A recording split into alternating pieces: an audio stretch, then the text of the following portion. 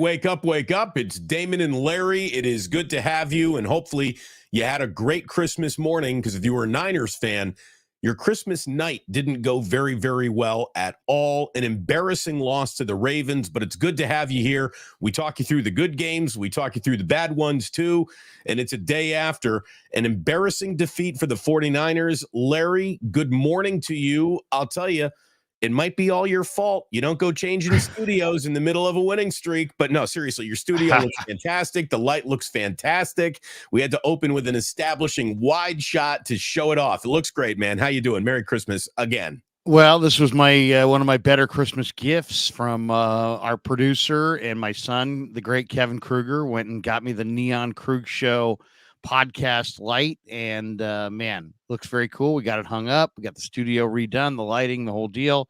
So doing fantastic, doing better than the Niners yesterday. How about that? As we go to a little more of a tight shot, but yes, man, what a rough game, man. What a rough game. I mean, I guess the Ravens now carry that title of the best team in the NFL. There's 2 weeks left in the regular season. They're the team now that's 12-3. They're the team that's won 5 straight.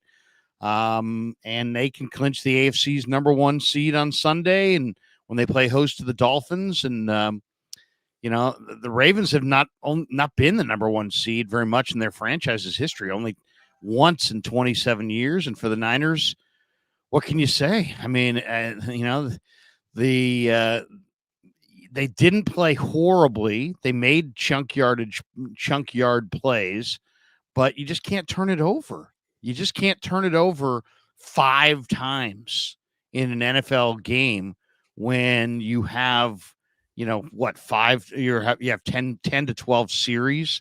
Let's see, the 49ers yesterday had 11 series and 5 turnovers. So, that's it right there.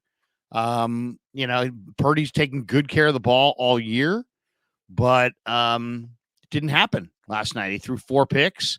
The first one was on him. The rest were kind of situational, and there is no quarterback controversy. He's their guy. He did suffer a stinger. I'm sure he wanted to come back and give it a go late, but it was probably in the best interest of everybody that he didn't. And, Christian McCaffrey was great and may have won the MVP with 131 scrimmage yards and a touchdown. But what can you say? I mean, they fell behind, and the Ravens kept coming. The third quarter, it was anybody's game at halftime. And then that third quarter was just a disaster. And to me, the backbreaker play, though, was in the second quarter when they were 3rd and 16, Damon, from the 41. Exactly. And all they had to do, and they had just scored a touchdown to make it 13-12, and there was plenty of time on the clock to get the ball back and maybe even get a field goal before the end of the first half. 3rd and 16 from the 41. The Ravens were not going to be in field goal range if they didn't pick up that first. And sure enough, Jackson pulled a Lamar Jackson, maybe the MVP type play, with that quarterback run where he cut it back, and Chase Young missed the sack in the backfield, and the rest was history. The next snap, they were 1st and 10 on the 10. Couple plays later, they're kicking a field goal to go up 16-12. But even that, 16-12 at halftime, Niners were not done at halftime. No, Larry, 16-12 at halftime with 3 turnovers to that point from Purdy was a blessing in disguise. The Ravens' field goals were the 49ers' best offense in the first half of that game. It really was, other than the little chemistry that looked like Kittle was going to have with Purdy early on. Kittle had a monster first quarter and then didn't do much the rest of the game. But again, no one could do much when you're basically handing the ball back to the other team formally as an invitation 5 times in a game. Purdy, look, what was really bad about it, Larry, I thought Purdy uncorked 2 passes that were actually worse than 2 of the interceptions that he threw. His first interception of the game was a terrible interception. All on him. Can't blame anybody else. Never saw Kyle Hamilton. Right. Didn't read the coverage correct. Yeah. The following 3 interceptions, I'll blame those on football and football players making football plays and some players not making the play that they need to make. Or credit the Ravens. You can credit the Ravens. I'm crediting the Ravens here, but football is what happened on 3 interceptions. There were 2 other passes where Purdy nearly went full on Garoppolo and threw one right to the opposing defender, and it was dropped. It didn't happen. Like, it was just a bad night for Brock. There is no doubt about that. We're going to look as far as we can. We're going to sift through the rubble of the game in Santa Clara to find if there's maybe a bright spot. And I do think one of the things that we have to acknowledge is that all the doom and gloom that has come out, like I got people on my chat as soon, one of the first comments is, let's not forget that Brock Purdy was Damon's MVP for weeks now. Okay, he was the entire league's MVP for weeks in a row there. He is having one of the single most spectacular sophomore seasons the sport has ever seen from a quarterback. So what? It's on you now? Right. No, but even the bad game last night doesn't change that. The 49ers can win 2 more games and be the 1 seed. Like, if I'd sold you that at the beginning of the year, you're the 1 seed. You would have bought it no matter the price. And that price can still be paid. They can still be the 1 seed. So the litmus test of, well, you played a really good team and you lost poorly. Again, it always looks bad. It looks bad. It feels bad. No happy Niner fans Tuesday morning on the West Coast or anywhere in the world following Christmas.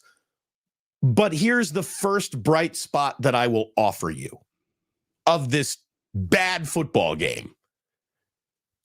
Larry, at no point in time did I think Kyle Shanahan was going to pull his starting quarterback. And I don't know how many starting quarterbacks get to survive their 3rd interception, much less their 4th. And it just shows you that Kyle really does believe he's got the guy. And even as data points in the vacuum of one game are being returned, it ain't this guy's night.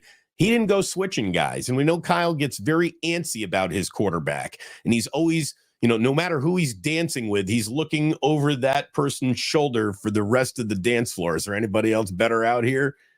But he didn't go to Darnold until he had to because of the stinger. And then I thought it was the reshuffling of the offensive line that prevented him from going back to Purdy more than, like, let's see if Sam can bring us home or anything like that. The injuries to Trent Williams and Aaron Banks need to be monitored closely because your season is very much in those couple of injuries. Eric Armstead needs to get back out there. This defense isn't the same in the middle without him. But there's no putting lipstick on the pig of 5 turnovers. 49ers had 5 turnovers. If you have 5 turnovers against the Carolina Panthers, you're probably losing that game. Against the Baltimore Ravens, you're dead. Yeah, I mean, we can, and I mean, it's so predictable. By the way, just some of the chat, about the people that were complaining about Brock's interceptions in training camp were right. No, they weren't. They were wrong. Those people said that he shouldn't even play over Trey Lance. Let's not forget that. And the guy's in the MVP running. So no, those people were still wrong. As far as last night goes, it's just, what can you say? You win some, you lose some. I thought the thing that stood out to me was that, the 49ers they lost their edge. I thought, first, obviously they had a bunch of guys hurt. No, Armstead hurts. He's a major cog on their defense. They're trying to give him rest on the plantar fasciitis so he can get back for the playoffs. But they lost some of their edge when the Eagles lost and the Cowboys lost, and it gave them a game to play with in this race for the number 1 seed in the NFC. And it's just knowing, being a Niner fan all these years, it's like, when you have that game to play with, I mean, the Niners never do it easy. It's always razor thin. It's always by the skin of their teeth. And now they got to go cross country on a short week and play a Commanders team, and may have to do it without the left side of their offensive line. Trent's got a groin. Banks has got the recurrence of the turf toe. Who knows if those guys can go in this next game or not? This was an uncomfortable matchup anyway. The Ravens brought a little bit more desperation. The Ravens also got, I think, the advantage of playing this game on the road. And I think it really was an advantage just because when you're on the road, you're literally on the road. It's us against the world. When you're at home, the Niners are trying to serve multiple masters. They're trying to squeeze in their holiday plans and everyone get ready for this game. Bring a Christmas hat for that pregame picture. Right. I mean, the intensity and the anger and the focus and the drive that's normally there for a game of this magnitude was watered down by this glee of, oh, it's Christmas. And the Niners played Christmas, Larry. You're putting this loss on baby Jesus. It was on Santa, man. I mean, the Niners have only played twice on Christmas in my lifetime, and both times they were great, and both times they lost. They lost in the 90s to the Oilers at Candlestick in a game, and both times they played really good teams. That Oiler team was really good and kind of underrated. This Ravens team is really good, kind of underrated. I can't remember the details of that game other than I think it was Alonzo Highsmith running it down their throat. But they just, it was just turnovers and credit the Ravens. And, Brock was due for a game like this. I mean, it doesn't, to me, it's like, so what? Now Brock's not the guy. Come on, stop, please. Stop. Right. I think the biggest problem that we have. Look at this one. Is nuts. Purdy sucks. Okay. But I think the biggest problem that we have. This is what we got. Larry, the biggest problem that we have is everyone tries to use every game that they just saw last as the referendum of what we're going to see going forward. And maybe that's, maybe we're seeing, but I think there was plenty of reason to be very excited about this team, and there still is. Okay. This is not the season has been drastically altered level loss. Again, let's see how Trent Green's groin is. If that really lingers, then maybe the season was altered by the loss to the Ravens. But I told you on Friday when we were doing Wake Up Together that I thought that the Ravens could win this game. I thought that Lamar is that spectacular. I also just thought the environment was perfect for John Harbaugh to stoke all that me against the world stuff that you were just talking about. Plus, the Ravens are nasty. Well, and they're the best. They're the best team in the conference. In their conference, so it's not like they were just some dog meat team. They're a good team. Well, Queen and Roquan Smith had two incredible games. I mean, that was one of the best linebacker games in the NFL. Dre Greenlaw was out there trying to hit everything but the reindeer, and Fred Warner had a good game too. He didn't have a bad game. The two of them did whiff on the Gus Edwards goal line 4th down punch it in. I really thought they had him stuck and were going to make a play there, but Edwards got it in. He big-thighed his way into the end zone. And look, tip the cap to the opponent. I mean, the Ravens are very, very good. They could absolutely win the Super Bowl this year. But, to the fans who are doubting and the haters who are celebrating, so could the 49ers. There is a small handful of teams that could really win the Super Bowl, and the Niners remain in that small handful of teams. But last night was a bad showing. In the 2-hour post-game show I did last night, Larry, I probably used the phrase, that wasn't good, 200 times, because there's really nothing to say. I mean, well, I don't think this was a bad. First of all, I hate the Ravens, by the way. I hate the freaking Ravens. I mean, I seriously, I really can't stand. I can't stand John Harbaugh. I can't stand their army, their 7th Army theme song. I can't stand their fans. I don't think they're that good. Look at the box score in this game. 49ers ran for almost 7 yards a carry and lost. The 49ers had 200-yard receivers and lost.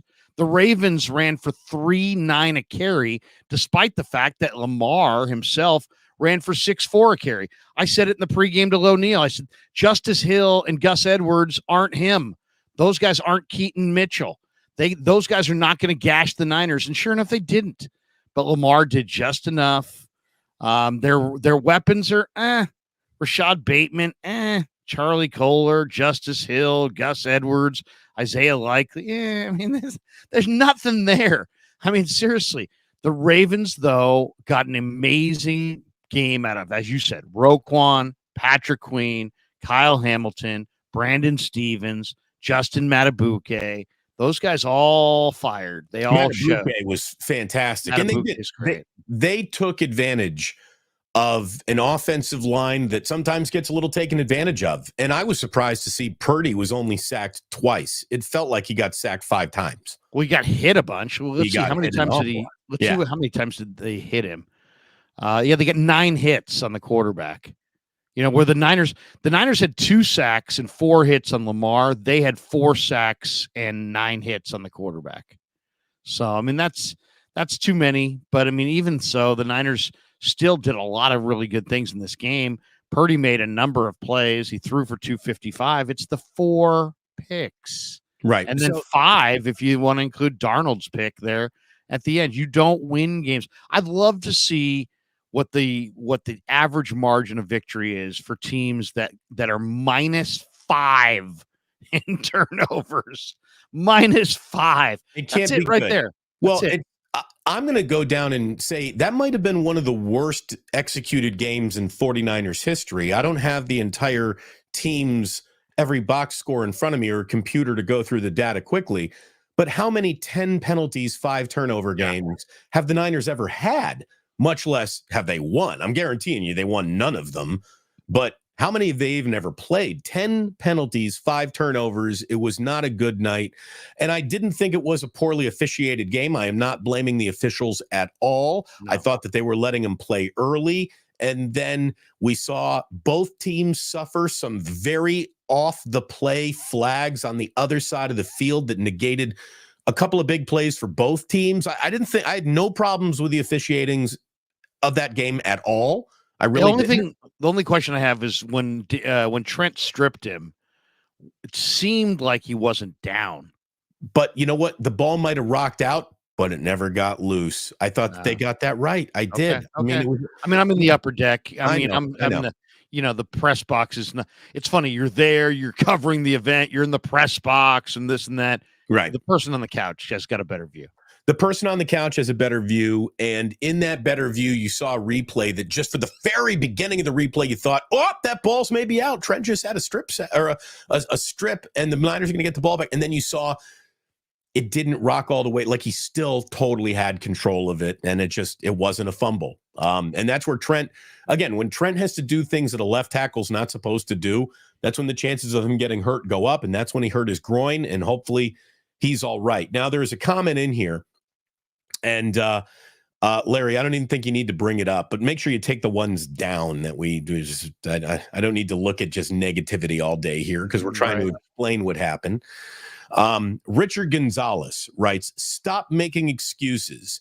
The 49ers got their ass kicked. Kyle once again outcoached. All right, I want to break this down. Stop making excuses means you clearly don't know what the purpose of the show is. This isn't an excuse-making show, but we're talking about last night's game, and we're going to talk about it thoroughly, and we're going to try to find out what happened. So we're discussing last night's game, not making excuses, number one. Number two, the 49ers got their ass kicked. No debating you there, sir. You are totally right. The 49ers did get their asses kicked last night.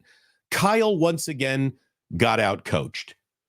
Now, even though I would make the argument that the 49ers lost all 3 phases of that game, they outpassed, they outrushed, they out-averaged yards per played, they outplayed the Ravens with the exception of the turnovers. The defense didn't force an awful lot of punts, but with bad field position at the beginning of just about every Ravens drive, they held an awful lot of they bowed up and held the Ravens to a field goal. Like, I didn't even think the defense had that particularly bad of an evening. But you were right, Larry. After that run by Lamar in that second quarter, backbreaker, that's where they got caught in the middle for the rest of the game. Where, instead of just going after Lamar, we got to now. We got to kind of get middled here because mighty pull up and throw it. And that was the big pass to Gus Edwards in the game where it looked like, oh, he's going to take off and run. So everyone committed to Lamar's run, and then he tosses it. That was a bad play. But look, I don't think Shanahan got out coached. I think anyone looks like they get out coached when their quarterbacks throw a total of 5 interceptions. I didn't see Kyle Shanahan throw a single interception last night. I know he didn't. I will. The turnovers were it. I mean, we can sit here. I mean, we could make this a very short show. Right. Hey, everybody, they were -5 in turnovers. Goodbye, everybody. Thank you. We could. And the rest of it's going to, and I don't care if it sounds like excuse making. We're sitting here talking about the game and we're analyzing the game. The one alarming thing is that the 49ers, for as good as they are, appear to only be able to win one way. And that, to me, If you want to say that's on Kyle, if you want to say that's on I don't know. I'm not sure who it's on. Is it on their players? They only can win. They only can seem to win one way. They haven't won any of these games where, things didn't go their way, blah, blah, blah. It's like they either have to win because, man, it's like in impressive fashion and they're up 14. Now they're up 17. They're up 21. They're piling it on. When was the last time they won, just as they said, a grimy game? And right. You're not going to go to the playoffs and win the Super Bowl without being able to win in more than one way. Well, they have to be able to win some close games. And that is it on Kyle? I mean, I can't put those interceptions on Kyle. I've got to credit the Ravens. They showed up at the ball at the right time. I don't believe that Brock's not good enough or that this caliber of team is too good for him or any of that. But last night, the better team won, and the Ravens were the better team. The Ravens had the edge. The Ravens made more plays on the ball. And they came away with the turnovers when it mattered. Kyle Hamilton is truly a great football. They've got 4 or 5 truly great football players in their prime on their defense, and they all played great. But it is the one thing that's the most alarming to me is that the Niners don't seem to be able to win. I mean, as we said, what was it, 16-12 at halftime? Is that what it was? Yeah. 16-12 at halftime. You're down 4 points at halftime, and you're getting the ball to begin the third quarter, and yet it felt like they were down 10 or 14 because it just felt like the game wasn't being played on their terms. No, they have to get it on their terms to win. They go 3 and out. Yeah, they went 3 and out to begin. To me, that third quarter was a freaking nightmare. They go 3 and out. Then there's a penalty on the punt on the false start. Then there's a penalty on the punt return on a late hit. So they set Wisnowski, not Dre Greenlaw, right? And they set up the Ravens, Damon, at their own 44. And a couple plays later, the Jackson if the Jackson run in the second quarter wasn't a backbreaker, the Jackson to Edwards 41-yard pass on 1st and 10 that brought it down to the 3. That felt like a backbreaker. And then Jackson threw the touchdown pass to who was it there at the Aguilar, yeah.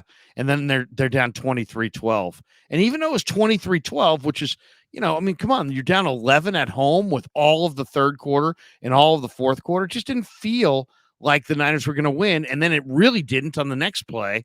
When Queen stepped in front of the pass, Travis Jones basically bumped into Purdy and bumped his arm, and then he threw it right to Queen, who returned it down to the 9-yard line, and then they scored on the next play, and it's 30-12, and it just felt like it was over right there. So, I mean, it was a weird game in that the third quarter ambush happened so fast that, the game went from 16-12 to 30-12 in what seemed like a blink of an eye. Right.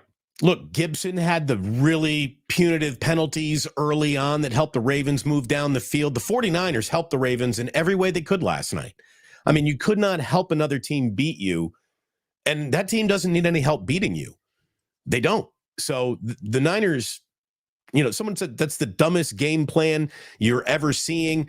Look, they were down 21 at one point. You got to start throwing the ball when you're down like that, even with Christian McCaffrey in the chunk plays. And you just can't have Christian McCaffrey was getting popped all over that field. Well, the Ravens definitely hit hard in this game. I mean, they did. Queen, Roquan. I just want to check the first half box.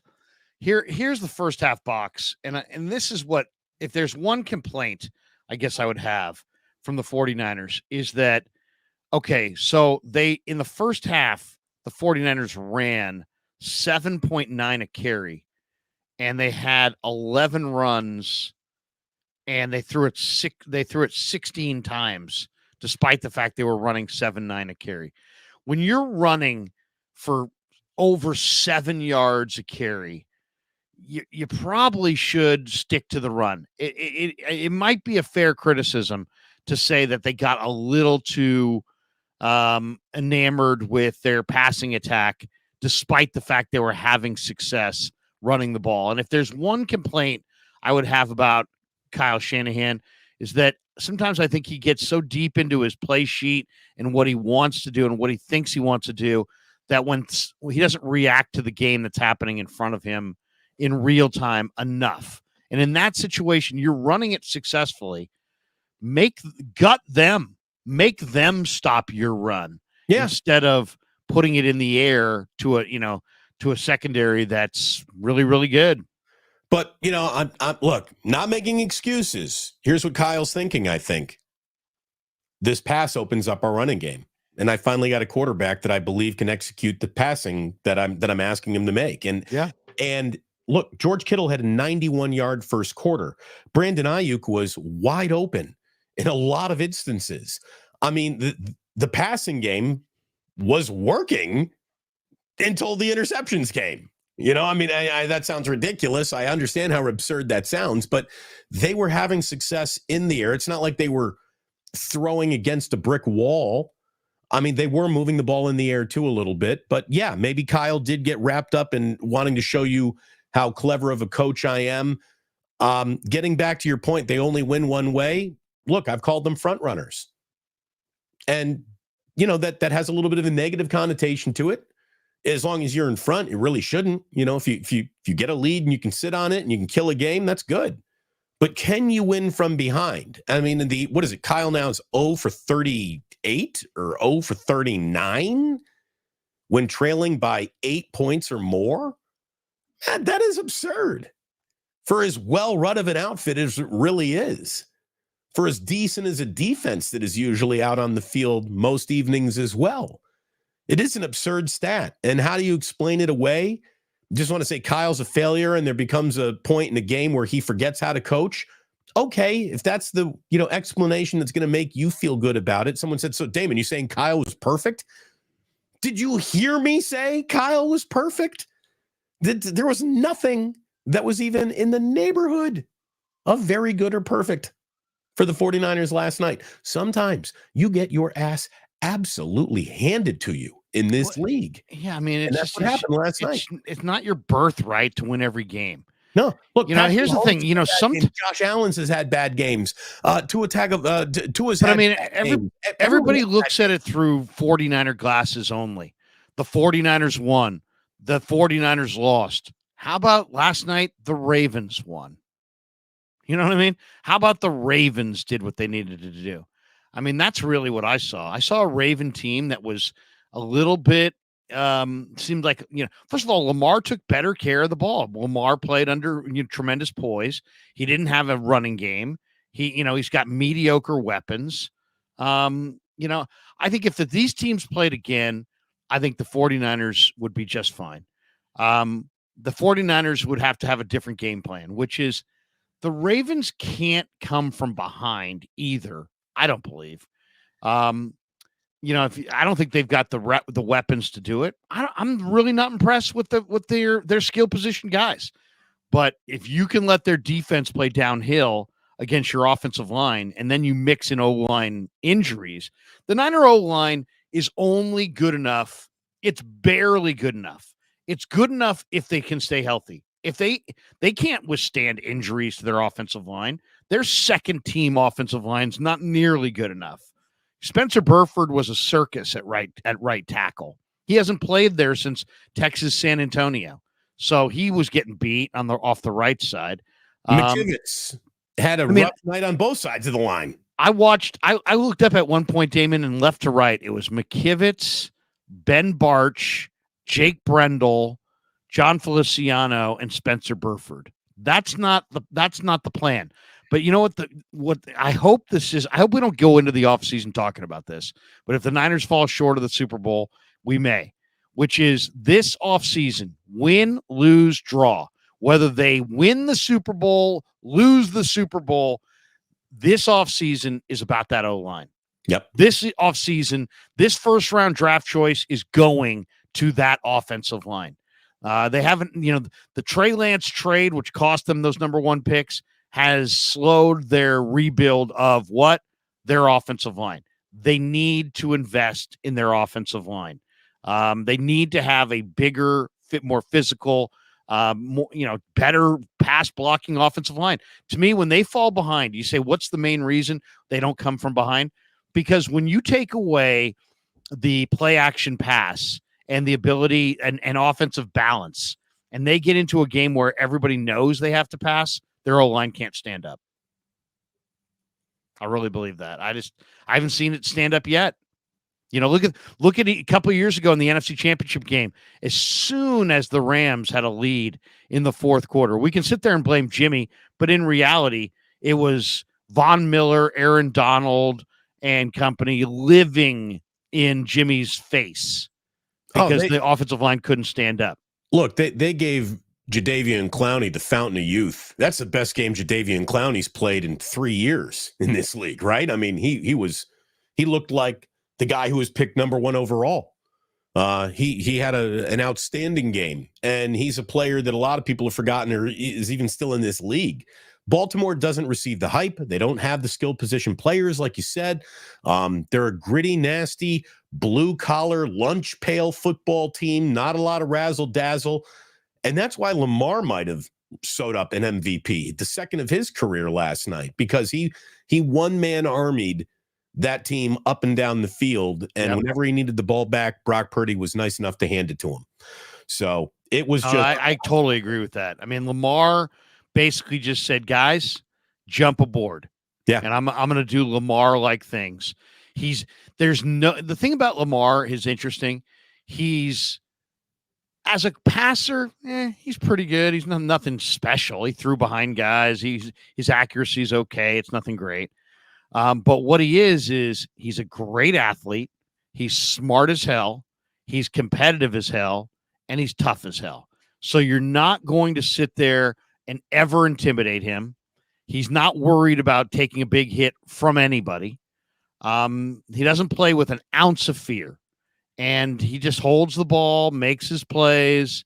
He won that game, man. He won that game. Gus Edwards is just a guy. Justice Hill averaged 2.6 a carry. And these weapons outside, Zay Flowers has got some quickness.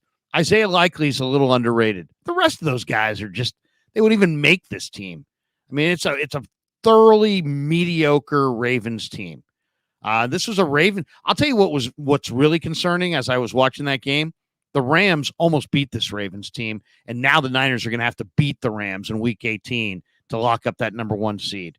That's what I was thinking as this game was going on, is that now the Niners on a short week have to fly across country, beat the Commanders, maybe without the left side of their offensive line. And if they're lucky enough to do that, they'll get the Rams waiting for them in Week 18, and that's going to determine whether the Niners have the 1 seed and the road to the Super Bowl rolls through Levi's. And that, my friend, is going to be a very, very tough game to win because Kyron Williams is running the ball well. Stafford's still Stafford. When they played the first time, they had Puka, but no Cooper Kupp. Now they've got Puka and Cooper Kupp, and their defense is playing well. So the Rams don't scare me that much, but it's not it looked like a lay down a month ago. It's anything but right now. Well, and look, Sean McVay has got to be thinking, all right, I'm a good enough coach to have a market correction in this Kyle owns me in the regular season ridiculous coaching advantage that Shanahan has over McVay. Of course, McVay's got the NFC title game, so he's got the pelt on the wall, but the Niners have destroyed the Rams since McVay's been their head coach and Shanahan's been the Niners head coach. But that game is the Baltimore game looked like it represented the opportunity to not worry about Week 18 because I think everyone assumes, not that you should, I'm going to tell you right now, don't overlook the Commanders. It's a great way to lose a football game. You can lose to anybody in this league. We say it every week, and people think like I'm just giving them lip service. You can lose to anybody at any time. I don't care how good you are, how good you think you are, how good your coach is, whether you got a quarterback that's on the come or definitely going to Canton or maybe even can't play, because quarterbacks who can't play win football games too. Tommy DeVito, right before it was determined then he couldn't play. It's a crazy, volatile league. And there is no real connection or momentum in between games. They all happen in a vacuum. And it's just this league is hard. even on the good teams, and the Niners are a good team. But boy, reality was served up last night. Larry, we're going to get to our nearly famous Just the Facts segment here in just a bit. But let me welcome everyone again. About a half an hour into the show here. No happiness in the chat room to be found. No happiness in the hosts. But I do want to wish everyone a very happy holiday season. I feel like it's still the holidays until you get to New Year's. I know you and I are going to be working all week long. We're going to be getting you ready for the Commanders game. It's great to have you joining us here on Wake Up. Most all stations, most all programs are at backup hosts. And, we're here. No days off, baby. No days off. So we're no here. Days off.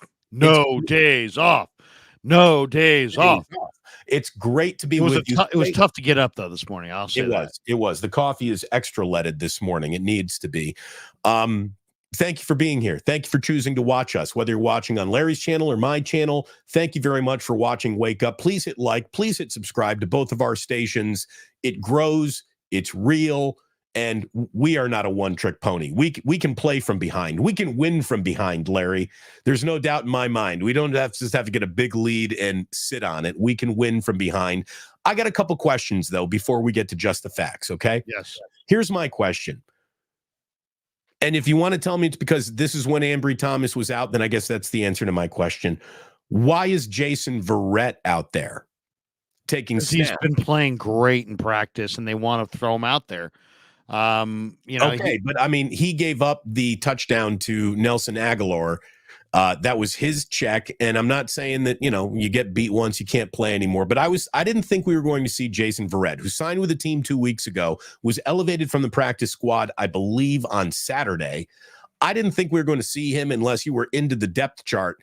And with Ambry Thomas being down, I thought you'd see Luter Jr. before you saw Ambry Thomas. But I guess Luter actually caught some snaps last night. Yeah, he did. I mean, the Niners have made a lot of really good decisions personnel-wise, but let me highlight the one that was just absolutely a train wreck. And that was cutting Deshaun Jameson at the end of training camp, who was a good cover guy, who had a phenomenal camp. And he also could double as a return guy. And they did that to keep an extra offensive lineman because they couldn't decide which backup O lineman was worthy of keeping. And they kept, Matt Pryor, who really stinks. They waived him yesterday. He wasn't even on the field. They may have to re-sign him now, but he's no good. He's not a good player at all. And he was out of shape, and they kept an extra offensive lineman. And they cut a young corner that they found as an undrafted free agent, and they've been chasing that player all year. I mean, seriously, they've had corner depth issues at different times this year. They could have used Deshaun Jameson like 19 times, and instead they cut him for Matt Pryor, and they went with the extra offensive lineman instead of the extra corner, and it was a mistake. It was a mistake then. He was quickly tried to squeeze him through waivers. And he had played well enough in the preseason, and there's enough pro personnel scouts watching those preseason games that Carolina quickly pounced, grabbed him, signed him, put him on their team, and they've missed it. Now they're and it's hard. They tried to get additional corners at the trade deadline, they couldn't do it. They made Samuel Womack inactive last night. I think that was kind of a questionable decision. And they're that's. And all because they knew their offensive line wasn't good enough. So they kept an extra offensive lineman, but that offensive lineman never saw the field. They waived him yesterday. So it's like they made kind of a bad decision on their personnel with Deshaun Jameson and Matt Pryor and how they handled their backup O line and how they handled their backup corners. And it's burned them a few times this year. In the history of the 49ers, and I need to call the Niners, I guess, and ask, has there ever been a 5-turnover, 10 penalty game in franchise history? And if no doubt there. Well, I don't know. Yeah, together. Yeah, I don't know. Yeah, you put those together, Larry. I'm telling you, the Niners dropped one of the worst games in the history of their franchise, possibly last night. Right? I mean, that's what it would be. 100 yards of penalties. I mean, I felt like I was watching the Raiders. Penalties. Yeah, that's as bad as executing at home could possibly get. And look, now here's that sounds like an excuse. This isn't an excuse. It's my one buoy of, I guess, in some weird way, that is sort of impressive. Let's say Sam Darnold does not throw an interception on his final pass of the evening. That ball gets through to the end zone. It's touchdown Niners. Well, there's no doubt about it. You are still very much odds on the favorite to lose the game, and you're in Dutch. But that would be an 8-point game under the 2-minute warning with 3 timeouts. And the fact that the Niners nearly put themselves in that position to make it a 1-possession game in just a possibility to even maybe tie it up with 5 turnovers and 10 penalties is in its own stupid way kind of impressive. I mean, like, it sucks that they lost and they deserve to lose. But there was a point in that game where they were down 4 points with 3 turnovers in the first half. I mean, you're down 4 points with your quarterback throwing 3 interceptions. That is still a survivable event. And for most teams, that would not be a survivable event right there. You're down 28 almost instantly. The fact that the Niners were only down 4, again, it says something. There doesn't say much good, Larry. I mean, there's not a lot to, let's not pretend. You and I are not excuse makers. But a very good football team played a very bad game. And they did so against another very good football team. And that happens in this league. Just because the Niners had a bad night does not now make them a bad team. Just because Brock Purdy had a bad game doesn't mean we have to relitigate whether or not he should even have the job. Progress and improvement is not linear. It's not a straight line. Well, I mean, there are ebbs and flows, and this guy's having measurably one of the single greatest sophomore seasons any quarterback has ever had. If we're gonna sit there and say, "Oh man, Brock had a bad game, get rid of Brock," are you going to say the same thing about Nick Bosa? Nick Bosa and Chase Young were supposedly this all-world combo off the edges. Brent Urban had 3 sacks, and those guys didn't have any. So, I mean, what get rid of Bosa now? Does Bosa stink? I wouldn't get rid of Nick Bosa. Yeah, that's me. Is Bosa somehow a bum? How many people called up the post game or typed in the chat, where the hell's Nick Bosa? No, because it's just, you know what? You win some, you lose some. The 49, there's been way worse defeats than that. To me, I thought the way the Niners beat the Eagles, was rougher on the Eagles. The way the Niners beat the Cowboys look worse. You can look at this today, and sit there and you go, well, wait a second. You had 100 yards of penalties and 5 picks, 5 turnovers. Does Steve Wilkes need to go because his defense didn't force 1 turnover the entire day? I mean, you got to cut Bosa, you got to cut Chase Young, you got to. It's just, come on. It's just knee-jerk stuff. But at the end of the day, that's what happened. They didn't play well enough. But this idea, one of the most ridiculous comments I got in the postgame last night. If these teams played each other 10 times, the Ravens would win all 10. What? No. What are you talking about? Seriously, the 49ers did so many good things in that game. Yeah. They just turned it over, and they had too many penalties. And then Lamar made every big play. The Ravens played almost a perfect game. Let's be honest here. They played almost a perfect game. Look at the Ravens' talent. They don't have a running back. They really only have one real good receiver. Their starting tight end is done for the year. Their starting running back is done for the year. Lamar put the whole thing on his back and made just enough plays. And then their defense, I will say this, the one guy who absolutely was amazing is Kyle Hamilton. Kyle Hamilton, the Notre Dame corner or Notre Dame safety that plays nickelback and plays linebacker and plays safety. I mean, he had 3 passes defensed. He had 2 picks. He had 5 tackles. 3 of them were solo. He seemed like he was always in the middle of the action. Credit them. I mean, the old saying, they get paid as well. They played a phenomenal game. But, I mean, Dre Greenlaw and Fred Warner combined for 22 tackles. So it wasn't Greenlaw and Warner. I thought Greenlaw and Warner made a number of plays. The Niners just, they didn't get – your big players have to play well. Nick Bosa not only didn't have any sacks, he didn't have a single hit on the quarterback. Randy Gregory, I thought, played well. I watched him on the binoculars. He was active. He made 3 tackles. He had a half a sack. He had 1 hit on the quarterback. The trio of Chase Young, Randy Gregory, Nick Bosa, their teeth off the edge combined had 1 hit on the quarterback, or 2 hits on the quarterback all night long.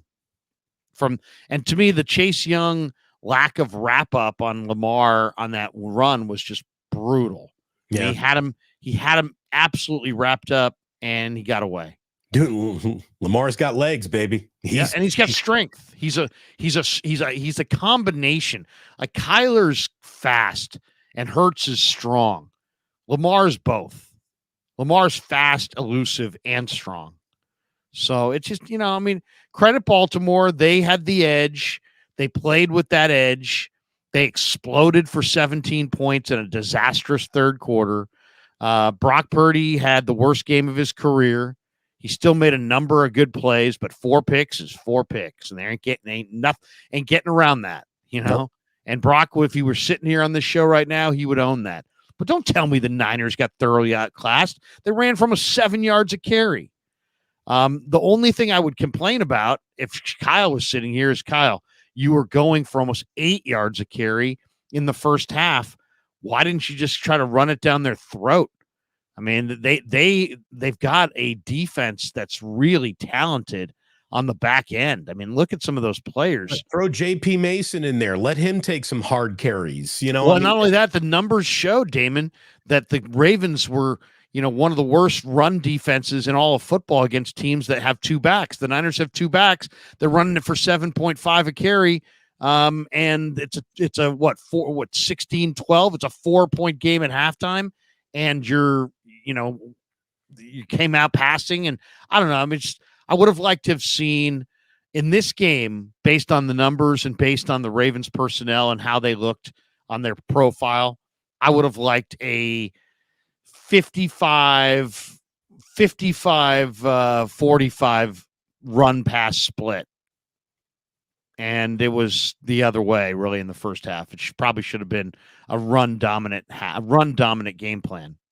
Look, it felt like special teams where you knew the Ravens were going to have an advantage. They kept it their advantage all night long. You had Debo slipping on a kick return. You had Ronnie Bell once again fumbling a ball out of bounds. Now, he fair caught a couple of others and at least didn't turn it over, but that is still a little bit of an adventure. Mitch Wisnowski had a punt that's net was 19 yards after you tacked on. And I saw earlier in the comments, somebody called him Mitch Greenlaw with that out of bounds hit, Larry. That was pretty funny. Special teams, Justin Tucker just doesn't miss. And so he's awesome. He's the greatest kicker I've ever seen. That guy's for sure. Steve Cass says J.P. Mason would have to punish the Ravens front line. Would have loved to have seen J.P. Mason get, I don't know, maybe a carry. No carries for him. To me, if there was one thing, and I talked to O'Neill about this in the pregame, and this is what kind of bugged me. I went through that game with a fine-tooth comb. I looked at every stat, every possible angle on that game.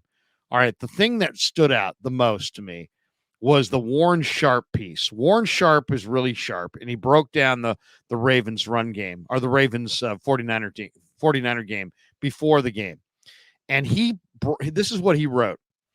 The Ravens struggle against 21 and 22 personnel. When you put 2 backs on the field, their run defense, according to Warren Sharp, is terrible. Terrible. Okay. When you look at the numbers, the Ravens defense against 21 and 22 personnel, 2 backs with the fullback on the field, dead last in EPA per rush, dead last in success rate, dead last in yards after contact per rush, and the 4th worst in yards per carry. Then you look at the Niner run offense. They use 2 running back sets on 60% of their running plays, second highest rate of any offense in the NFL. Right. He said this matchup could tilt the game in favor of the 49ers, easing the pressure off of Brock Purdy and giving Kyle Shanahan an edge in play calling. He was right. It all happened. Kyle didn't recognize it, and they lost. That would be my summary. Yeah, I mean that would be that's a really good summary. That is it very much inside the what happened. The other summary would be your starting quarterback threw 4 interceptions, and you're going to lose those games.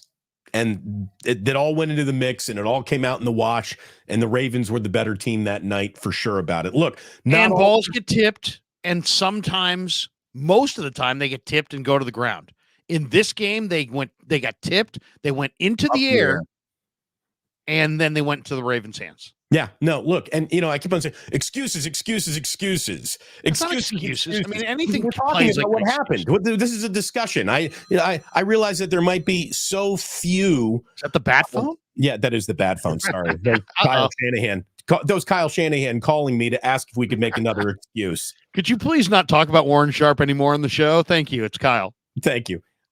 Look, people keep on saying you're making excuses, or this is the Niners got exposed. The Niners got exposed. How about this? They didn't get exposed. They outplayed them in a lot of ways. If you want to, if you're desperate to say the word exposed, how about this? The Niners exposed themselves to a defeat with the mistakes that they made. It's not like somebody yanked the towel off the Niners, leaving them naked. The Niners kind of dropped their own towel. They helped the Ravens beat them at every single turn, and the Ravens don't need much help beating a football team. And they got plenty from the Niners. The interceptions, again, the first one that Purdy threw was bad, all on him. He's got to wear it 1,000,000,000% on Brock. The next 3 interceptions are all on a little bit of a sliding scale of that's football. The second interception was a great play by the blitzing corner. The third interception, kind of on Kittle. It's kind of on Kittle, who it pops off of his shoulder pad and goes right up in the air instead of going to the ground, like Larry just said. And there were flags everywhere, like 7 flags came out on that play. So Purdy kind of thinks like, fuck it. I got a free play here. I'm trying to make a play. And so he might not have seen any of those flags, by the way. Or he might have seen 9 of them. That's the thing. I think he saw the flags, Larry, and that made him think, all right, I'm just going to let this fucker rip because this play's breaking down, and I think I got a free one right here. He got that wrong. And then the fourth one, his arm gets hit by Travis Jones, and that's the Patrick Queen interception. To me, the worst throw of the entire night, other than that first interception to Debo, was the slant to Debo. And you didn't hear this, Larry, because you're in the press box, but at home watching the game, Troy Aikman says he started talking about seeing jerseys. And after you've thrown a few interceptions, you start seeing bigger opponent jerseys, and you're trying to throw into even tighter windows. And that means you're going to throw behind a guy a little, and just a little bit behind a guy could turn into an interception. And that, I thought his second worst throw of the night was a near interception on a simple slant to Debo, which, he's made that play in his sleep all season long. But so it was a learning night for Brock. Everything went wrong. I don't think at any point in time the young man lost his composure. I don't think at any point in time Kyle Shanahan lost faith in him to be the guy who could bring us back and win this game. It's not like after the third interception, he goes right to Sam Darnold. And normally you throw 3 interceptions. That's enough. We've seen enough of you tonight. And that didn't happen. So there's still a huge level of belief in the guy, and he's having a great year. And that was the worst game we will hopefully see from Brock Purdy, maybe in his career. I mean, it really can't get better than, could you throw 5 interceptions? It was a bad game. Yeah. And he was due. He was due for a really bad game, and he had a really bad game. And when you have that many turnovers, it's a bad day at the office for sure. It happens. It's never enjoyable. Doesn't mean that it somehow eradicates his entire season or nullifies what he's done. The other thing, you know what? look who the Niners have lost to this year. They've lost to Joe Burrow in one of the greatest games he played. They lost to Lamar in a phenomenal performance from Lamar. They lost to Cousins in one of the greatest games that he ever played. I mean, they lost to the Browns. And they lost to the Browns in a game they should have won. But Jake Moody missed a 41-yard field goal. And it just, and that defense was really, really good. And that was the other Brock game where he struggled with a defense that's really fast, late breaking, getting their hands on the ball, a lot of pressure. It is what it is. But I mean, sometimes you got to me, I would be here more today to credit Lamar than I would be to bury Purdy and Shanahan, because we know Shanahan's a good coach and we know Brock Purdy's a good quarterback. And yet, you know what? Lamar and John Harbaugh were better. Harbaugh outcoached Shanahan. If you want to say that, I think that's fair. If you want to say that Lamar outplayed Brock, there's no doubt in my mind. So you want to give the MVP to Lamar based on last night? You know what? I would. Just simply because look at what he's got. He doesn't got much. He really doesn't.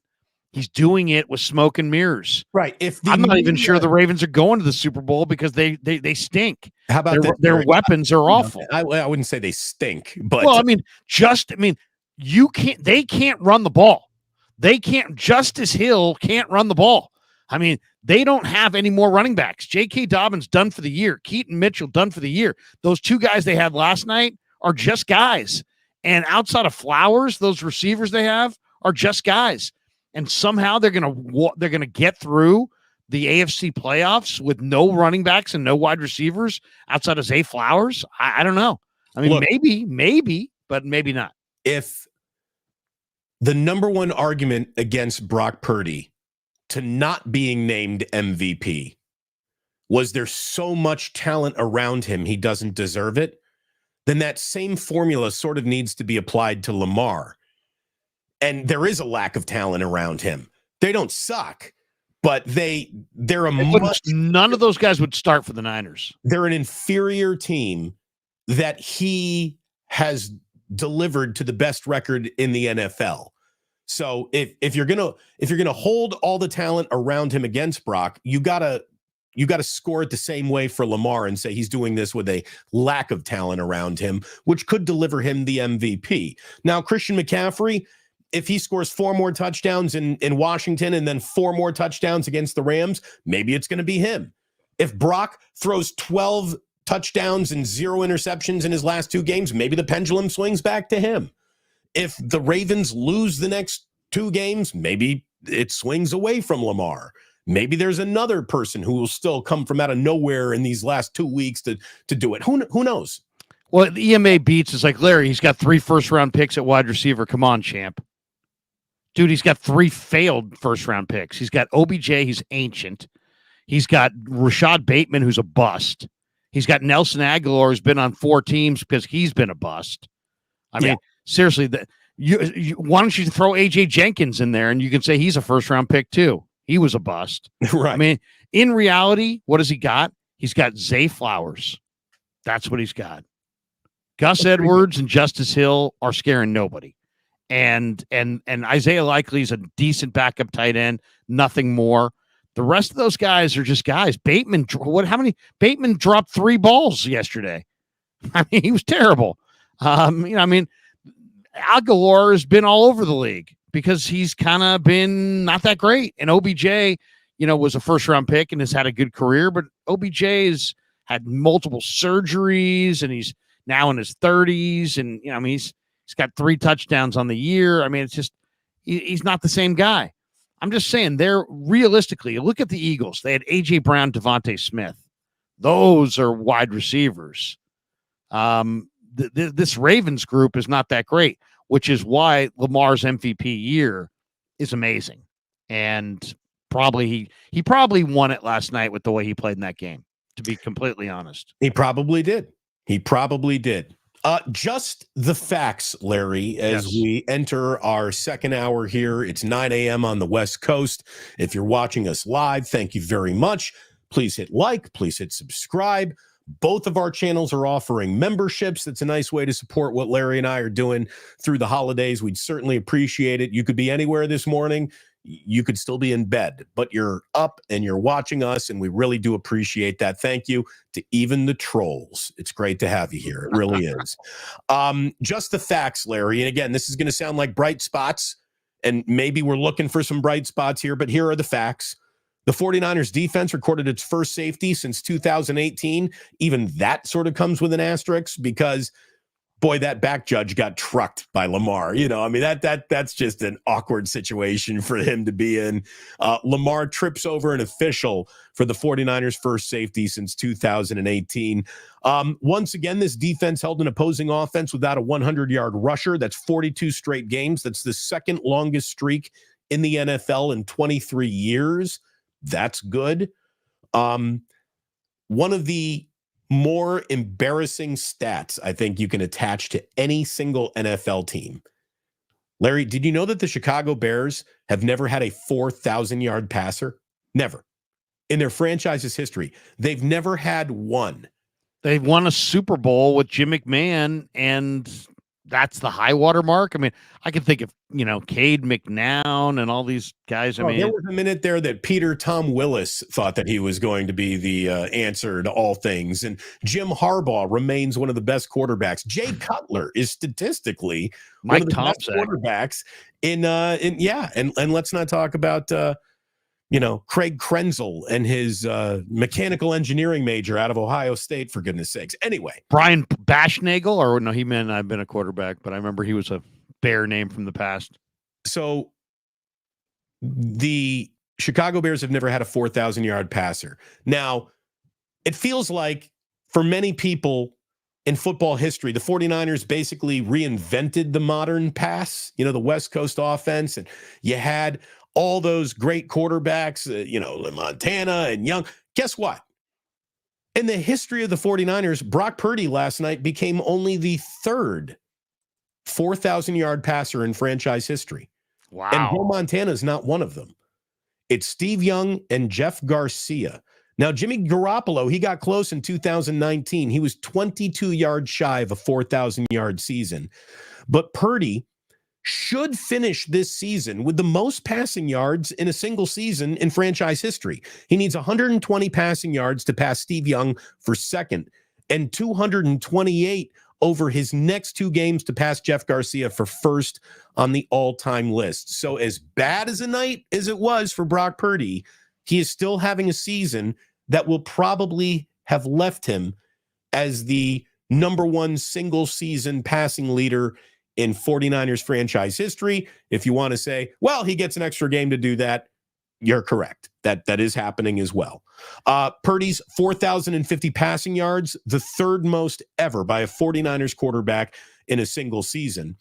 And George Kittle, who had a really good first quarter last night, he had 91 receiving yards at the end of the first quarter. He finished with 126. It's the 17th game of George Kittle's career with more than 100 receiving yards. That ties him for third on the franchise's all-time did you have 100 yards receiving list. Terrell Owens is in front of him with 25, and Jerry Rice has 66 such games. But, I mean, yeah. 66 games. 66 games. And second place is T.O. with 25. Wow. But Kittle is now third place all to himself with 17. George Kittle has had a prolific career with the 49ers. He truly has. He can disappear at times. He can be evaluated as a blocker as much as a pass catcher, and he's right to be evaluated as such because he's outstanding at that. But George Kittle is having a hell of a career for the 49ers. Again, there are facts that are bright spots when you look at the entirety of the season that we're looking at, but it's hard to extract any bright spots from a game in which the Niners turned the ball over 5 times. They got beat in all 3 phases, which sounds like an outcoached game, yet they still outpassed, out-averaged yards per play, outran this team. I mean, without 5 turnovers, the 49ers win that game last night, Larry, which is the dumbest, most empty statement you could possibly say, but it's the truth. Without 5 turnovers, I think the Niners would have won last night. But they turned the ball over 5 times. So, by the way, here's another stat that needs to be in Just the Facts. According to NFL Next Gen stats, Baltimore's defense combined for 39 pressures. 39 pressures, resulting in 4 sacks of Purdy and Darnold. Clowney himself, you mentioned Clowney, he had 7 by himself. That's 39 pressures on 46 overall dropbacks from the Niners quarterback last night. I mean, so you're telling me there's, just a handful of clean pockets all night long? That's not Niners good. O-line got whipped. Let's be honest. We can talk about, we really need to say that. The Niner O-line, whether it was before the injuries even happened, the Niner O-line got whipped. They were getting worked. And Matabuke was just pushing dudes. Yeah. He's really, really good. Larry, I see that you have a long drive ahead of you this afternoon, which means it's probably time for us to hop into some of the chats and the super chats that you've starred and reserved for this part of the show. Let me also say this. If the Niners came in with a wrong game plan last night, or a game plan that you didn't like, Larry, and they abandoned the run too quickly, I'm not going to argue with you. Todd Monken, who is the offensive coordinator for the Baltimore Ravens, who was a guy who was calling offensive plays for Georgia and Kirby Smart for the last couple of years. I'm not going to say it was like a coming out party for him, but the Ravens did offensively what they needed to do to win that game. And I thought he called a really good game, and he used his chess piece that is Lamar Jackson in a perfect way. So very good night for the Ravens. No denying it. Very bad night for the 49ers, and there's no denying that. They still could be the 1 seed, and there's no denying that either. So there you go. Those are the facts. Those are the facts of a crap football game played by the Niners on Christmas. There you go. Merry Christmas, everybody. The unfortunate thing, it was a beautiful day. People were having a great time in the parking lot. Said hi to a lot of Niner fans in the parking lot. People were getting it in the parking lot. There were people tailgating all day, and it was a beautiful sunny day. It was a wonderful Christmas morning. We had a great Christmas Eve, and then just dog meat game. Yeah. Just a dog meat game. Yeah. This one makes me laugh too. With words of wisdom, without 5 turnovers, 49ers win. He says equals, if my ex didn't cheat on you, she'd been faithful. I'm not going to argue with you. Look, it felt stupid coming out of my mouth. It did. It felt stupid coming out of my mouth, but I said it anyways, because I also believe there's some truth to it. Just like she would have been faithful had she not cheated on you. That would have been true had the event not happened. What a weird night from a scoring standpoint. You want some weird scorigamis in this one? Yeah. Larry, it was 2-0, 5-0, 5-3, 10-5, 13-5, 13-12, 16-12, 23-12. 18 seconds later, it's 30-12, 33-12, 33-19. Those are, if you had weird boxes going on, you weird boxes won last night. And what box did you have checked off on your if that's the way you gambled through that game with a group of people? If there was one thing that I wanted to see in that game that I didn't see, obviously, other than the obvious no turnovers and a different outcome, if just looking into the box and looking at the way the game was played, the ball distribution and how many runs, how many passes, who got the ball, who touched it. Deebo Samuel had 2 carries. I would have loved in this game for Deebo Samuel to have 12. Yeah. You know what I mean? I would have loved to see the 49ers instead of 46 passes and what was it, 46 passes and 18 runs. It would have been nice if you mixed in 10 more runs and 10 fewer passes. I mean, obviously they had to play from behind at the end, and so you got to throw the ball. They had to throw the ball. That had a lot to do with it. But if there was one thing I wanted to see more of, I wanted to see Deebo with the ball in his hands, running the ball at this Ravens D, and we just didn't see it. By the way, Words of Wisdom had one of the funnier comments in my chat last night when he was like, look, it was a lousy day for the 49ers and I'm not in a good mood, but I do want to tell you that I got a Manscaped for Christmas. And he's like, my balls are so shiny right now. At least I got that going for me. Oh, Jesus. And I asked, I was like, so you get Manscaped for Christmas, right? You get the special shaver for Christmas. Do you like run out of the room to try that and come back and tell everybody like, oh, my balls are great now? Or do you do it privately when you're in your own time? How quickly can you test out the Manscaped? What's the appropriate amount of time before you're shaving your own balls once you get your Manscaped? Should we discuss that instead of that? What's the advantage of having shaved balls? Ask your wife. Okay, well. Honey, quick question. Could you come over here? By the way, she loved her gift that you suggested for her. Plantar fasciitis brace. The plantar fasciitis brace. She wore it last night. She said that she felt a little bit better this morning.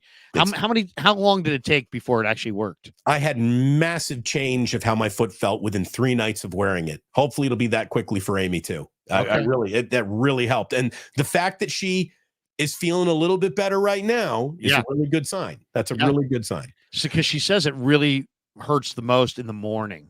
Yeah. When you get out of bed and you put your hot foot down for the first time and you're like, oh, it stings. Yeah. Yeah. So hopefully it helps her. Yeah. Thank you. Thank you for that recommendation. You made me a hero.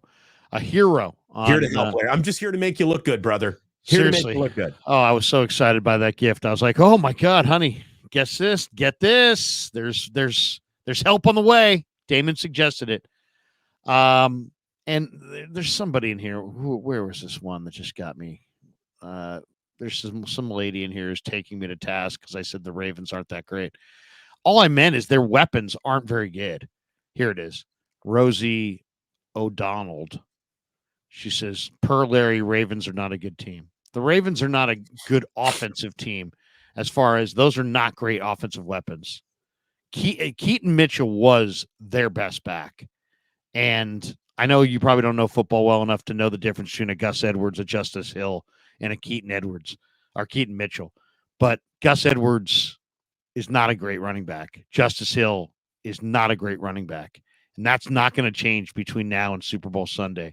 And these receivers they have, OBJ, Bateman, Aguilar, they're not great receivers. Well, we'll see. We'll see come Super Bowl Sunday who's standing there. I have my doubts the Ravens are going to be that team. This is the compliment to Lamar. He is the tide that lifts all boats in the harbor when it comes to the Ravens harbor. Everyone plays better because of him. Now, that's what's held against Brock Purdy, right? Like Brock Purdy only plays well because of all the talent around him is the argument that everyone wants to make. The talent around Brock Purdy, the system around Brock Purdy failed Brock as much as Brock failed the system. It was a collapse. It was an offensive line nightmare. It was a bad game. I mean, let's just say this. There are a few quarterbacks in the league. Mahomes, but he didn't do it this weekend. Josh Allen, Joe Burrow, Lamar. And maybe that's about it. That can elevate a team that doesn't have the weapons. Like if you took all of Brock Purdy's weapons away from him, could he single-handedly elevate the team and say, jump aboard, I'm carrying you through the game? I don't think so. No. He needs to have some combination of a line and some weapons and a surrounding cast. Yeah, maybe that's the difference between game changer and game manager. Maybe these guys that wanted to say that just couldn't verbalize that. But Lamar basically did what Lamar did last night on the road to a very good 49er team with those weapons was worthy of the MVP, in my opinion. I would definitely give it to Lamar. And if there was one thing that for sure happened last night is that Brock basically said, no, I'm not the MVP. He had said it, and last night he showed it. Well, and so, that's it. If you want to say he's a system quarterback, well, he should have ran the system a little bit more. He should have managed that game a little bit better. A lack of game management is what did in the 49ers last night. But I don't know. Commitment to the run maybe early on. They should have committed to the run when it was working. I don't know if it's necessarily Brock's fault that his offensive line is failing him. And one of the things that I thought, okay, right, that's a bad harbinger, is the only other time I saw Brock getting passes batted down at the line of scrimmage was basically in that Cleveland game. And when it looked like it was happening early and then it happened a couple times, it just, that was rough. The Ravens defense whipped the Niner offensive line. It did. And still the Niners came away with some big plays, but wasn't enough. All right, let's hit the starred chats, of which there are 17 or 18 here. Here we go. All right, let's get in. Lyle Bolliard says, it just kills me why the Niners get away from the run. CMC was running well. Should have pounded the ball down their throat. Let Mason run the ball too. I agree. If there's one thing with Kyle Shanahan, at times he lacks patience. And if you want to go back and say a theme to Kyle Shanahan's losses in some of the biggest games is they didn't run the ball enough.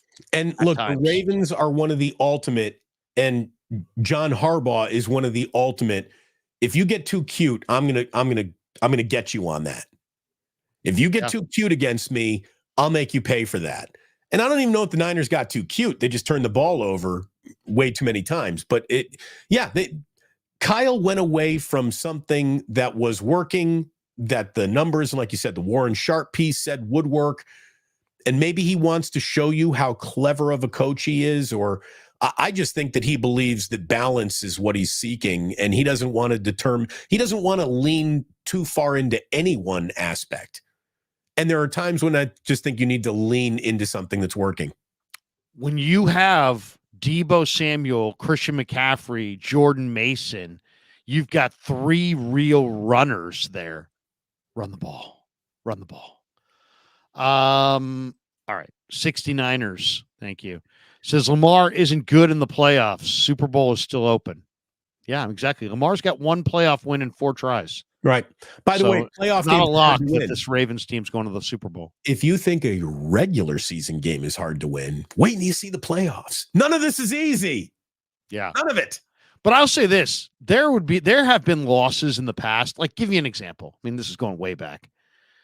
When the 85 Bears rolled into Candlestick and beat the Niners 26-10, when the game was over, I wasn't thinking, you know what? Get those guys again in the playoffs, and it'll be a different story, man. No, that's not what I thought. I thought this is their year. When I watched that last night, I wasn't thinking, this is the Ravens' year, man. They're crown them. No. I feel like if there was a round 2 of this, it would go differently. 69ers. Purdy has more playoff wins than Lamar. He does. Fact. How about that? Bobo. Why can't Kyle ever coach from behind? That's a concern. That is a concern. That will continue to be a question that is legitimately asked and brought up that point until it happens. Kyle's got to win one of these I was trailing by 8 points games. He hasn't. It is odd. It's weird. As good as the Niners have been under Kyle, for that to be such an incomplete, a glaring incomplete, it's impossible to explain away. It really is. I don't think it's one of those things. It's his final frontier. Yeah. I really thought maybe last night was going to be an example of the comeback, right? Because they were down, but it wasn't a lot. And then that third quarter happened, and it was like, oh, man. Baron Red, it's not a super, but I just had to read it. He says, I'm kind of happy. Single women at bars on Christmas. There you go, Baron. There you go. He had the Blitz package on Christmas. You gotta win the battles you can win. Right there, you go. David E says, I'm a big Purdy fan, but I'm very concerned. Ernest H has a Favre issue. Who's Ernest H? Concerned. Those interceptions were jawful or awful. Google Purdy's crazy college turnovers. All right. I know. We all know. Thank you. Casey Two Bears says, despite the stinker, Purdy's still with 112 passer rating and leading or second in a lot of offensive categories. Again, the worst thing is everyone trying to use the last game that they watched as a referendum on what this player is now. The immediacy bias is a major portion of what we do. Yes. I mean, right? I mean, seriously. And, as they say, you're only as good as your last show. You're only as good as your last game. Dale says, recognize that it's Brock that's bailing out our terrible O-line. He's had a spectacular year behind an unspectacular offensive line, for sure. Yeah. If there's one message you should take from me away from this one, is that win, lose, or draw on this season. The Niners are either going to win the Super Bowl or they're not. The offensive line is the theme of this offseason. No doubt. Upgrading the offensive line in the offseason is not just on the to-do list, it's the freaking to-do list. And then get another corner. Yeah. Offensive line, another corner. If you get a chance, by the way, watch the national semi and watch this kid Latham for Bama. That's the guy.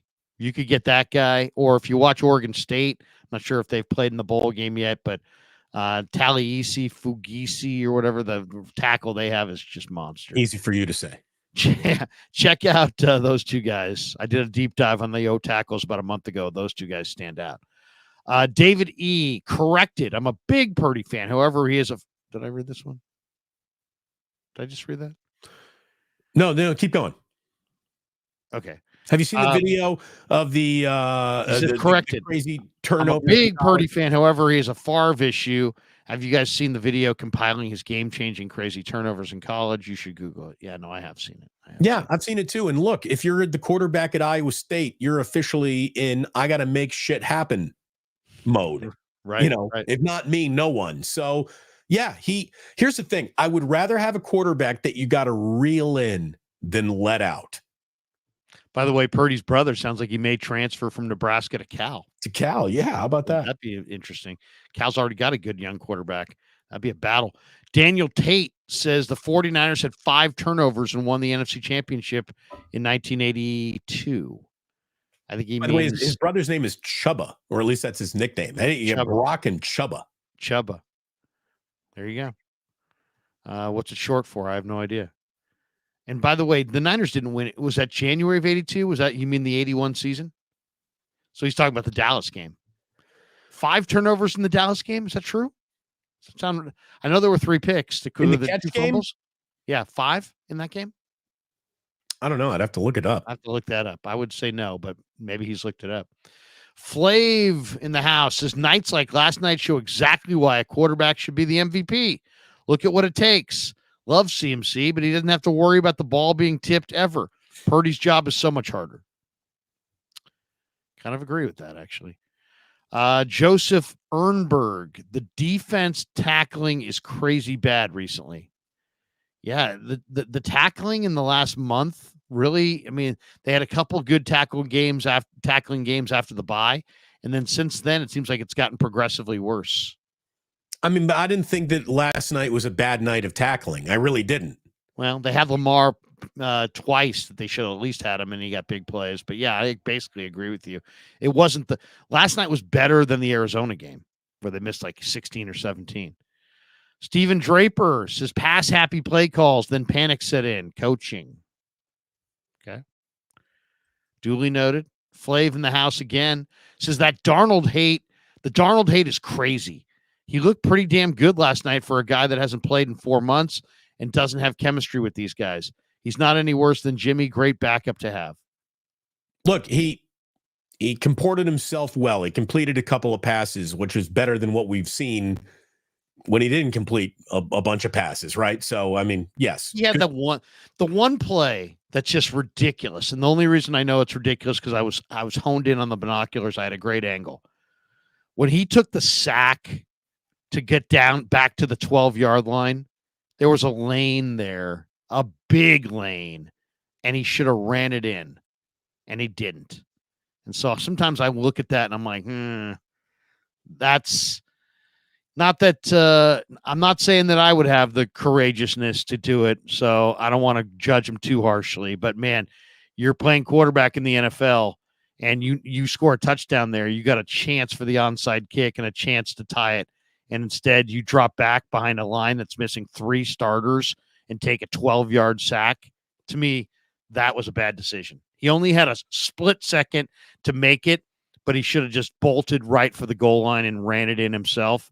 And he made a business decision to just look for the pass behind a bad line and took a sack. Didn't like that.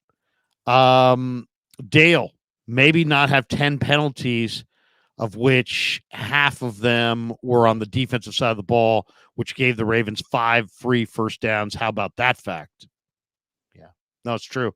It was another painful one was that drive where they had, was it Ambry had the defensive hold when they had, after Hargrave got a sack on the next play, Hargrave, I think, had a pass down.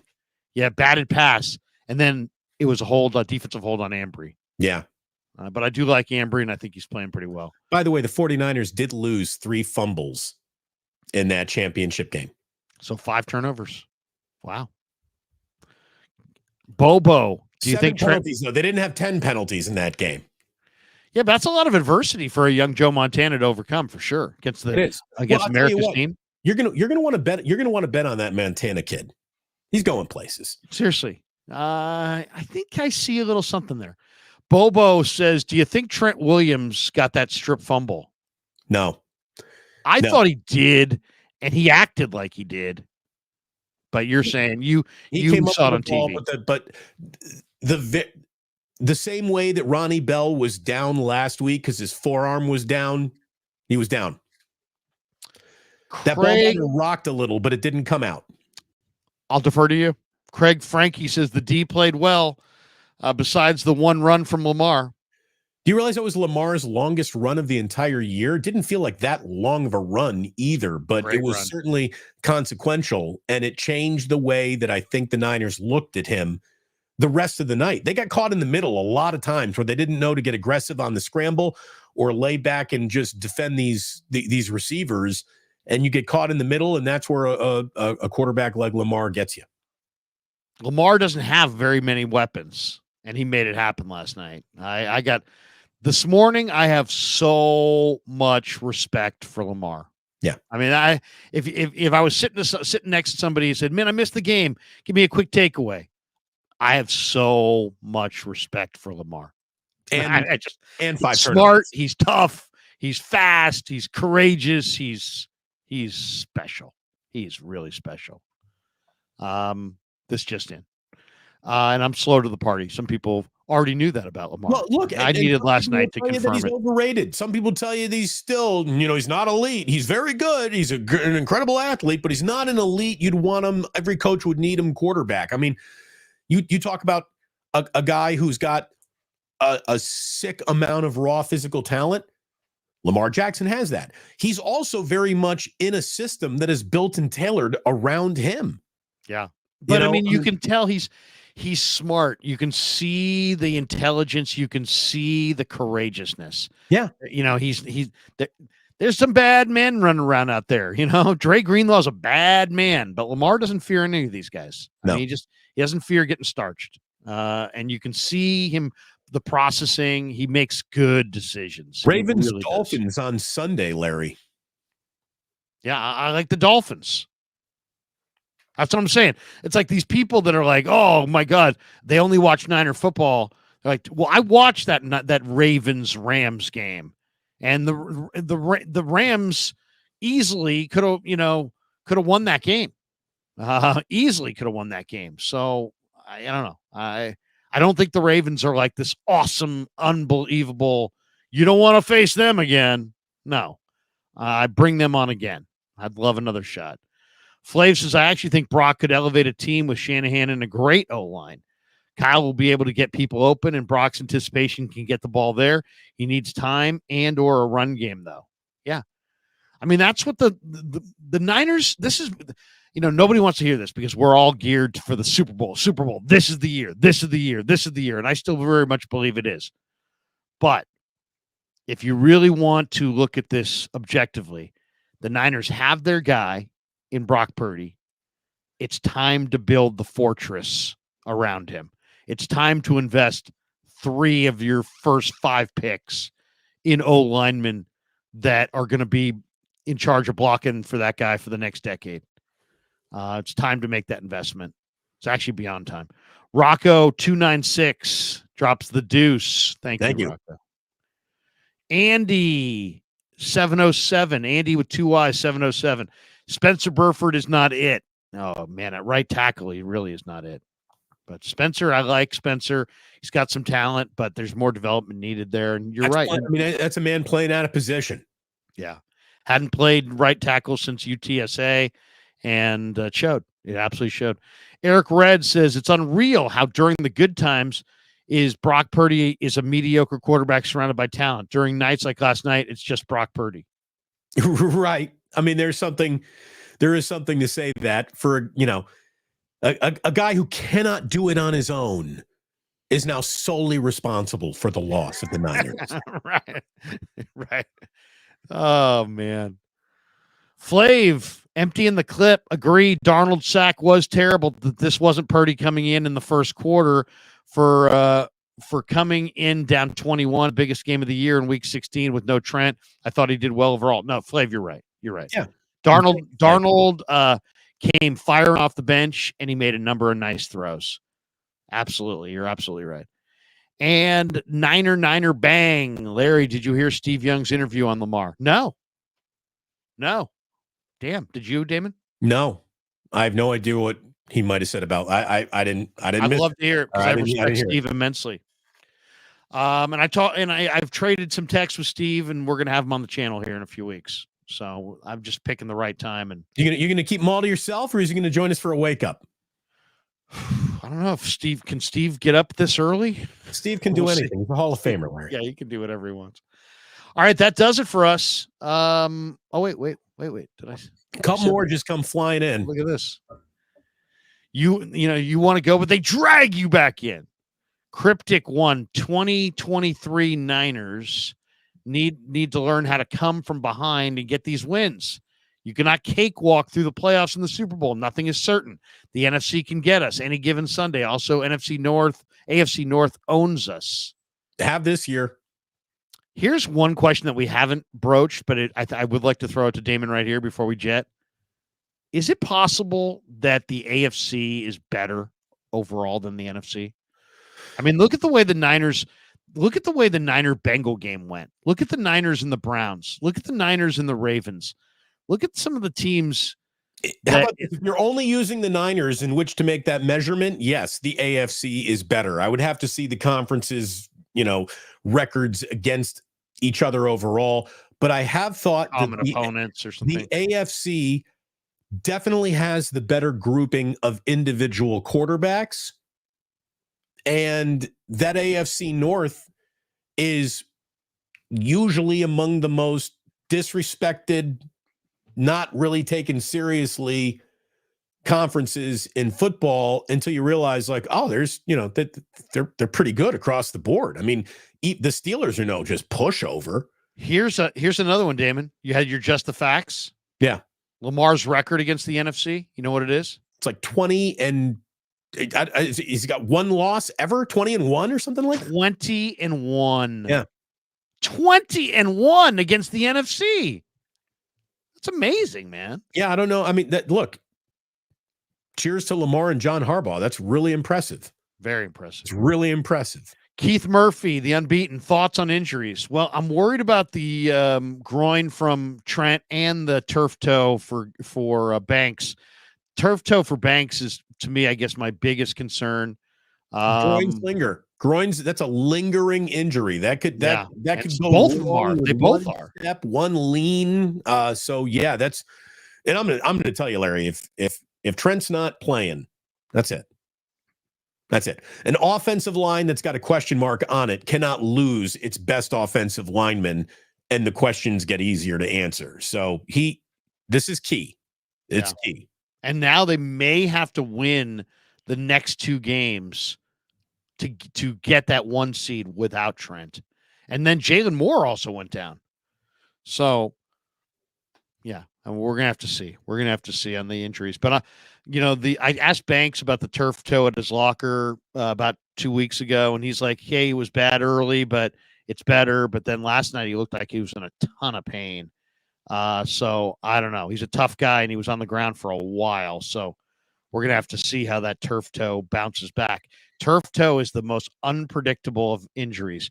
It could be gone, and you can get it going in 10 days or a week, or it could last and end your career. I mean, it's just it's a terrible thing. Obviously, we're hoping for the best there.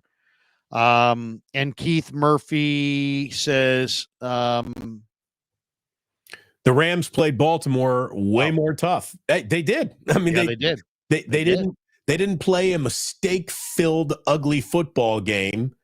In Baltimore too, on the road. Yeah, they nearly won it on the road, and their defense didn't even get beat. It was a special teams play that was the walk-off score for the Ravens. And again, the Ravens are maybe the best special teams team in football. They got great returns last night. They had really good field position all night long. Their kicking game, I mean, Justin Tucker puts every kickoff into the second row, and he puts every single field goal through the uprights. He's spectacular. So, hey, one last mention here before we jet for the door. Thanks to Pig and a Pickle, who have done an incredible job sponsoring my channel. Damon and Mary, the owners of Pig and a Pickle, check them out in Emeryville and Corte Madera. They're open 7 days a week from 11 a.m. till 8 p.m. or until they run out. Pig and a Pickle, the best barbecue in all of Northern California. Kevin and I walked through the parking lot to get to the Hilton for the pregame yesterday, and people coming up to me, Pig and a Pickle, Pig and a Pickle. It's like, dude, do you know my name? My name's not Pig and a Pickle. Excuse me. Might as well be. Might as well be. Seriously, I know. It's like I could drop a few lbs, but I mean, Pig and a Pickle. That's all I get. But no, thanks to them. Thanks to New York Style Italian Sausage, has been one of my original sponsors. The only kind of Italian sausage I eat is New York style Italian sausage. In fact, I made my famous stuffed mushrooms with the New York style Italian sausage. They were a big hit on Christmas Eve. And thanks to Marin Autoglass, my man Saeed, who's been a sponsor of the show. He's a great guy. Saeed, Merry Christmas, Happy New Year to everybody at Marin Autoglass. Thank you. And then, of course, Mojo Fantasy and Underdog Fantasy. Check that link in the description. Use that promo code Krug, Krueg, and they'll match you up to your first $100. And Damon, go ahead before we jet here. Shout out Ike and your sponsors and all the good people. Always want to give crazy love to Ike, who is my primary sponsor as well and has been since we launched the channel. Go get yourself a delicious sandwich at Ike's. You're probably tired of cooking and making leftover sandwiches. Let Ike make the next sandwich you eat this week. You can have it ordered, download the app, start eating your way to free sandwiches. Thanks to Uncle Boys, one of the best burgers in the Inner Rich. Thank you to them. Thank you to mybookie.ag. Thank you to Dr. Paul Hughes, who sponsors Postgame and Damon. If you got knee problems, joint pain, go to orthopedicsurgeries.com to learn ways you can avoid your own orthopedic surgery. And thank you, every single person who got up and woke up with Larry and I today. Thank you for being here for weeks for some of you. Some of you are in here for the very first time. Hopefully you hit that like button. You've clicked subscribe. Larry and I both offering memberships if you want to support some independent journalism in this growing couple of channels over here. The year is wrapped up really, really strong for the both of us.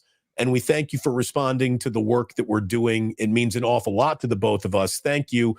And, again, the holidays are on through the New Year's, so I'm still going to continue with a happy holidays. Christmas Eve went well. Christmas morning went well. Jack has bike. Jack's got a new bike. Got a bike.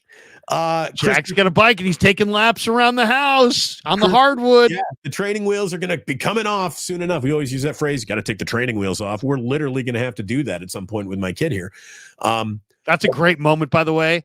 My youngest kid had this phobia about riding the bike, and I told him, I said, hey, man, you can do it. You can do it. And he fell one time, and it kind of scarred him for a few months.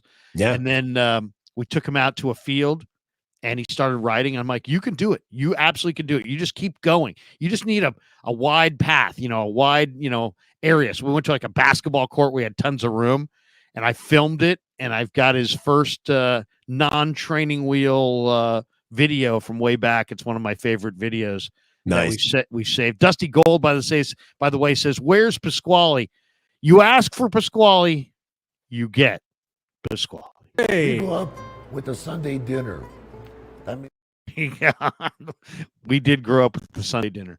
Hey, thanks to everyone for all your support, for subscribing, for liking, for notifying. It means an awful lot. And Larry, as is tradition here, I just want to wrap up by really complimenting what is a beautiful neon sign behind you. I didn't go to a wide shot. Show everybody the new neon sign. Trent, you're always saying go to the wide shot. And I know you and your ACLs. And I told Tate, and I told everybody, I told Tom, and I said pick one. Let's take some phone calls. Pick one, Tom. You pick one. And then I'm thinking, you know what? Trent's gonna bring up the light, and he's gonna bring up the new studio. I knew you were gonna do it. I knew you were. Did you like my Ralph? It was incredible as always. Someone wants the Bane voice. Can I show you what was my best Christmas present to myself? Yes, please do. Because I do Sports Bane, where I turn into like Evil Damon. All my evil takes come from Sports Bane.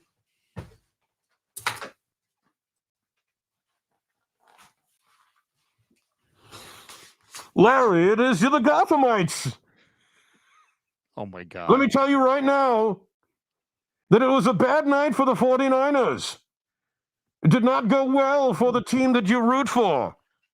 What did that cost you? It was only like $20. What do you do with it? I wear it when I do Sports Bane. It's ridiculous. There's nothing about being on YouTube that makes any sense for me, Larry, but here we are.